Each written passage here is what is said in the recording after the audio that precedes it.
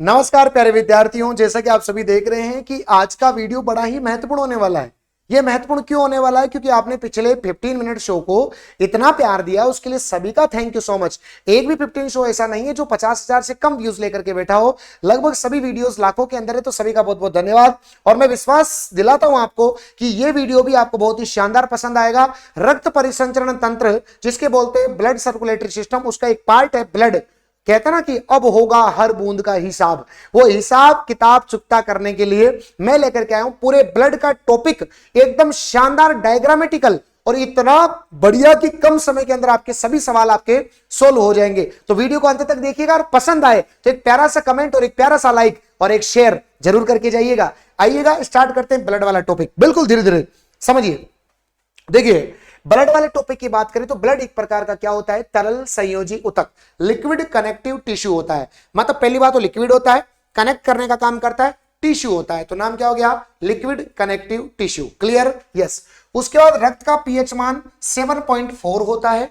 आप सभी को पता है कि 7 का मतलब होता है उदासीन, 7 से ज्यादा होता है तो क्षारीय, 7 से कम होता है तो अम्लीय। ये 7 से ज्यादा है लेकिन बहुत ज्यादा नहीं है, इसलिए होता है हल्का क्षारीय। बोलो कैसा होता है? हल्का क्षारीय। फिर ध्यान रखना, रक्त एक प्रकार का बफर विलयन होता है। बफर विलयन का मतलब होता है जो अपने पीएच मान में परिवर्तन का विरोध करता है। मतलब ब्लड ये चाहता है कि मेरा पीएच मान ऑलवेज 7.4 बना रहे, तो इसको बनाए रखने का काम करता है, इसलिए रक्त एक प्रकार का बफर विलयन होता है। उसके बाद ध्यान रखना बच्चों, रक्त का अध्ययन हिमेटोलॉजी कहलाता है। रक्त के लिए एक शब्द आता है हिम, रक्त के लिए एक शब्द आता है हिम, तो जहां भी हिम शब्द दिख जाए वो शब्द ब्लड से संबंधित होता है, तो रक्त का अध्ययन होता है हिमेटोलॉजी। रक्त निर्माण की प्रक्रिया को अपन क्या बोलते हैं? फॉर्मेशन को क्या बोलते हैं? हीमोपोइसिस।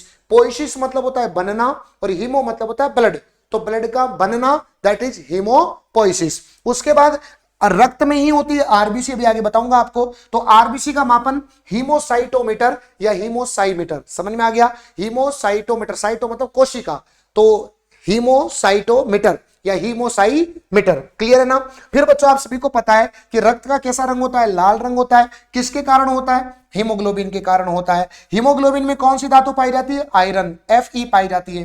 हीमोग्लोबिन एक प्रकार का क्या होता है प्यारे बच्चे? प्रोटीन होता है। ध्यान रह जाएगा, हीमोग्लोबिन की मात्रा जो होती है वो महिला के अंदर 12 से 14 ग्राम होती है और पुरुष के अंदर 14 से 16 ग्राम होती है 100 ml ब्लड के अंदर हीमोग्लोबिन की मात्रा। तो लड़कियों में हीमोग्लोबिन की मात्रा कम होती है, लड़कों में हीमोग्लोबिन की मात्रा ज्यादा होती है। उसके बाद ध्यान रखना बच्चों, रक्त का निर्माण कहां पर होता है? तो आपको याद रखना बोन मेरो। बोन मेरो का मतलब होता है अस्थि मज्जा। उसके बाद ध्यान रखना बच्चों, रक्त की मात्रा 5 से कितने लीटर होनी चाहिए? बताओ, 6 लीटर। एक स्वस्थ व्यक्ति में 5 से 6 लीटर ब्लड होना चाहिए। और अगर प्रतिशत की बात करोगे तो लगभग 8 से 11% आपका ब्लड होना चाहिए। अब ऑप्शन पे डिपेंड करेगा कि वो कितना देता है, 8 देता है, 9 देता है, 10 देता है या 11 देता है। तो आपको 8% एग्जैक्ट याद रखना है और यहां भी आपको 5 लीटर आपको नॉर्मली आपको याद रखना है। मुझे विश्वास है कि ब्लड के बारे में जो जनरल बातें थी वो आपको समझ में आई होगी और कुछ ना कुछ नया आपको सीखने को मिला होगा। उसके बाद ब्लड के 2 भाग होते हैं बच्चों।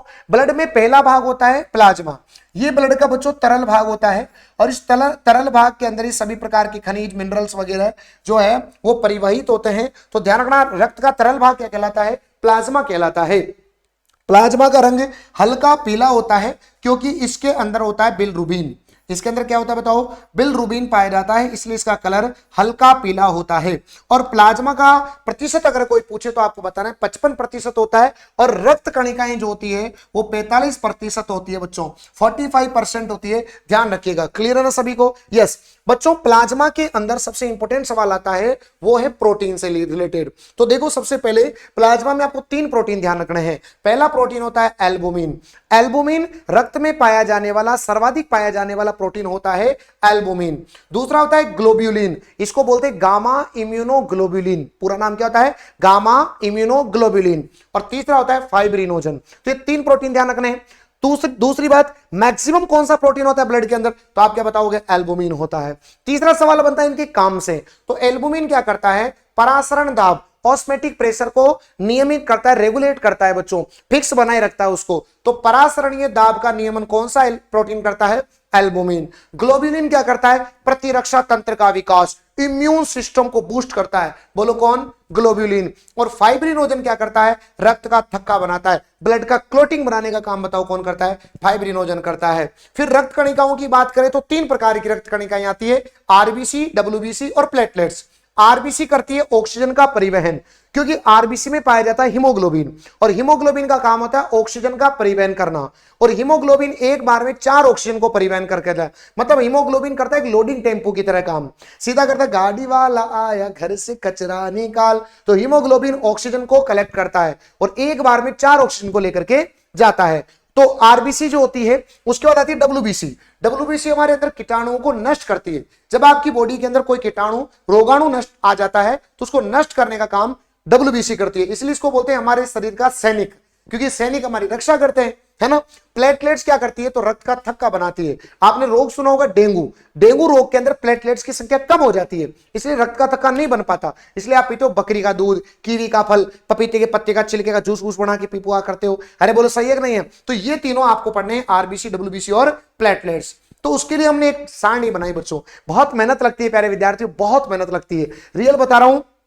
पूरे दिन मेरी ऑफलाइन क्लासें होती है, फिर मेरी ऑनलाइन क्लासें होती है, और इनके बीच में टाइम निकाल करके इतने कंटेंट को बोर्ड पर लिखना और लिख करके आप सभी विद्यार्थियों को डिलीवर करना बहुत मुश्किल होता है। आप करके देखिएगा, आपको पता लगेगा। और इतने बड़े कंटेंट को, इसी कंटेंट को मैं बच्चों 11-11, 12-12 घंटे क्लास में पढ़ाता हूं, और उस कंटेंट को बहुत सीमित करके सारणियों के माध्यम से आपको बहुत कम समय में डिलीवर करता हूं। ये मेरे लिए बहुत कठिन काम है, लेकिन आपके लिए मैं हमेशा तत्पर रहता हूं, आपके लिए हमेशा खड़ा रहता हूं। तो अगर आपको पसंद आ रहा है ना बच्चों दिल से, तो एक लाइक जरूर करना, एक विद्यार्थी को जरूर शेयर करना, कम से कम एक को, उसको बताना मेरे बारे में, और नीचे एक प्यारा सा कमेंट जरूर करना। बस ये 3 में गुरु दक्षिणा चाहता हूं हर 15 मिनट से। और अगला वीडियो आप कौन सा चाहते हैं, इसके बाद जो मेरा प्लानिंग है वो वीडियो बनाने का है, नेक्स्ट टॉपिक पे, कोशिका पे बनाने का है। अगर आपको अच्छा लगे तो आप बताइएगा मुझे। चलिए सबसे पहले प्रकार की बात करें, सबसे पहला होता है आरबीसी। देखो मैंने बहुत प्यार से सारणी बनाई है, पूरी एक सारणी बनाई, इसमें मैंने लिखा प्रकार, फिर लिखा इनका निर्माण कहां होता है, फिर अपन समझेंगे इनका अन्य नाम क्या है, फिर अपन समझेंगे इनकी संख्या क्या होती है, फिर अपन पढ़ेंगे इनका जीवन काल क्या होता है, फिर पढ़ेंगे इनसे होने वाले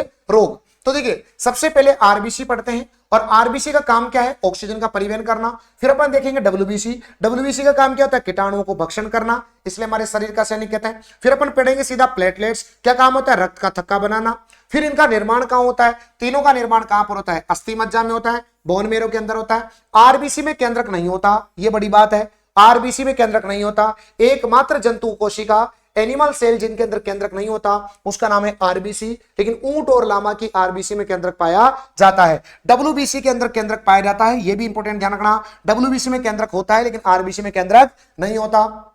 उसके बाद आरबीसी का नाम होता है इरिथ्रोसाइट, इरिथ्रो मतलब लाल होता है, साइट मतलब कोशिका, तो नाम हो गया इरिथ्रोसाइट। ल्यूको मतलब सफेद होता है, साइट मतलब कोशिका, तो सफेद कोशिका डब्ल्यूबीसी। व्हाइट ब्लड सेल्स इसे बोलते हैं ल्यूकोसाइट, और प्लेटलेट्स को बोलते हैं थ्रोम्बोसाइट। हिंदी में इसका नाम बिंबाणु भी होता है, बिंबाणु, ठीक है बच्चों, बिंबाणु, पट्टिकाणु, ये सब इसी के नाम होते हैं, पट्टिकाणु, बिंबाणु, प्लेटलेट्स, थ्रोम्बोसाइट, राइट सभी को। तो आरबीसी का नाम इरिथ्रोसाइट, इसका नाम ल्यूकोसाइट, इसका नाम थ्रोम्बोसाइट। उसके बाद संख्या की बात करें तो पुरुषों में 55 लाख होती है, महिलाओं में 45 लाख होती है। किसकी संख्या बोलो, आरबीसी की संख्या। डब्ल्यूबीसी की संख्या 8 से लगभग 11,000 होती है, ये किताबों में बदलती रहती है, कुछ किताबों में 9 लिखा हुआ, कुछ किताबों में 7 लिखा हुआ है। जीवन काल की बात करें तो आरबीसी का जीवन काल होता है 120 दिन का। 120 दिन होते ही आरबीसी जाती है कहां पर बताओ, प्लीहा, स्प्लीन के अंदर जाती है, और क्या हो जाती है, नष्ट हो जाती है। इसलिए आरबीसी का कब्रिस्तान हम किसे कहते हैं बताओ, प्लीहा को कहते हैं। तो 120 दिन बाद आरबीसी नष्ट हो जाती है, कहां पर, प्लीहा में, तो प्लीहा को आरबीसी का कब्रिस्तान कहा जाता है।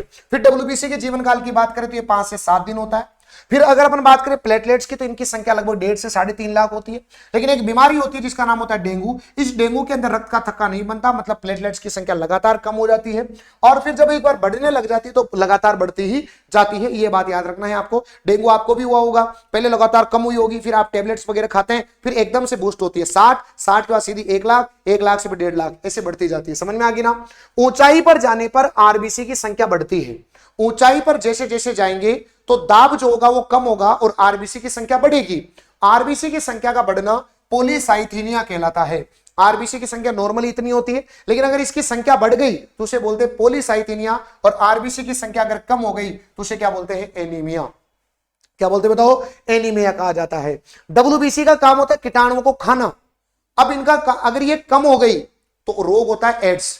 एड्स रोग के अंदर डब्ल्यूबीसी की संख्या कम हो जाती है, क्योंकि डब्ल्यूबीसी की संख्या कम होने से जब भी कोई बीमारी आएगी तो ठीक ही नहीं हो पाएगी, क्योंकि डब्ल्यूबीसी कम हो गई। लेकिन ज्यादा भी नहीं होनी चाहिए, डब्ल्यूबीसी और आरबीसी और डब्ल्यूबीसी का अनुपात फिक्स होना चाहिए 600:1। अब इससे ज्यादा हो गई मान लो डब्ल्यूबीसी की संख्या, तो अपने अंगों को ही खाना चालू कर देगी। और डब्ल्यूबीसी का कलर सफेद होता है, इसलिए पूरा ब्लड सफेद हो जाता है, इसे कहा जाता है ब्लड कैंसर। क्या कहा जाता है बोलो? ब्लड कैंसर कहा जाता है। तो डब्ल्यूबीसी की कमी से एड्स और अधिकता से हो जाता है, बताओ कौन सा? ब्लड कैंसर हो जाता है। समझ में आ गई मेरी बात? यस। फिर आता है आप सभी के सामने एक प्रश्न आता है कि बताइए सबसे बड़ी डब्ल्यूबीसी कौन सी है? तो डब्ल्यूबीसी का एक टाइप होता है मोनोसाइट, तो सबसे बड़ी डब्ल्यूबीसी मोनोसाइट। सबसे छोटी डब्ल्यूबीसी लिम्फोसाइट। सबसे छोटी कौन सी होती है? लिम्फोसाइट। लेकिन एंटीबॉडी का निर्माण कौन करती है? लिम्फोसाइट करती है। तो सबसे बड़ी डब्ल्यूबीसी मोनोसाइट। एंटीबॉडी का निर्माण कौन करती है बताओ? डब्ल्यूबीसी। ये भी डब्ल्यूबीसी का प्रकार है, लिम्फोसाइट। मैक्सिमम पाई जाने वाली डब्ल्यूबीसी न्यूट्रोफिल। कौन सी होती है? न्यूट्रोफिल। कितना परसेंट? 65%। सबसे कम कौन सी डब्ल्यूबीसी पाई जाती है? बेसोफिल। आजकल याद रखो बेसों, बेसों की संख्या कब बे से क्या हो गई? कम हो गई। बे से क्या हो गई? कम हो गई। तो बेसोफिल, बेसोफिल। उसके बाद आरबीसी का आकार कैसा होता है? अवतलाकार होता है। कैसा होता है बताओ? अवतलाकार होता है। दोबारा से समझ लीजिएगा, आरबीसी की अगर अपन बात करें बच्चों, तो आरबीसी जो होती है इसके अंदर केंद्रक नहीं होता, प्लेटलेट्स जो है उसकी संख्या कम हो जाती है डेंगू रोग के अंदर। आरबीसी और डब्ल्यूबीसी का अनुपात 600:1 होना चाहिए। सबसे बड़ी डब्ल्यूबीसी का नाम है मोनोसाइट, सबसे छोटी का नाम है लिम्फोसाइट जो कि एंटीबॉडी का निर्माण करती है। सबसे ज्यादा मात्रा में पाई जाने वाली डब्ल्यूबीसी न्यूट्रोफिल, सबसे कम पाई जाने वाली का नाम है बेसोफिल। और आरबीसी का आकार कैसा होता है? तो ये बताएंगे आप, अवतलाकार। ये सारी बातें मैंने डब्ल्यूबीसी के बारे में लिखी है और ये बात मैंने आरबीसी के बारे में लिखी है। अगर आप इतना पढ़ करके जाते हैं तो आपको एक हकीकत में फीलिंग आएगी कि बताओ कैसे पढ़ा जाता है। इसे कहते हैं कंटेंट की पावर बच्चों। ये कंटेंट की पावर होती है कि आपको बहुत कम समय के अंदर में बहुत सारी चीजें एक्स्ट्रा बताता हूं। अगर आपको मेरी मेहनत पसंद आ रही है बच्चों तो एक वीडियो को लाइक जरूर करिएगा। और ये हमारे पीवाईक्यू सीरीज आ रहे हैं बच्चों, 20 सितंबर से इनकी डिलीवरी स्टार्ट हो जाएगी। राजस्थान में जितने भी एग्जाम हुए सभी के पीवाईक्यू आपको एक ही साथ मिलेंगे, एक ही किताब के अंदर। 20 सितंबर से इनकी डिलीवरी प्रारंभ हो जाएगी। तो आज का वीडियो आपको कैसा लगा, ये मेरी मेहनत कैसी लगी, एक प्यारा सा कमेंट आपके राहुल सर के लिए जरूर करना। Thank you. जय हिंद, जय Bharat. Thank you so much.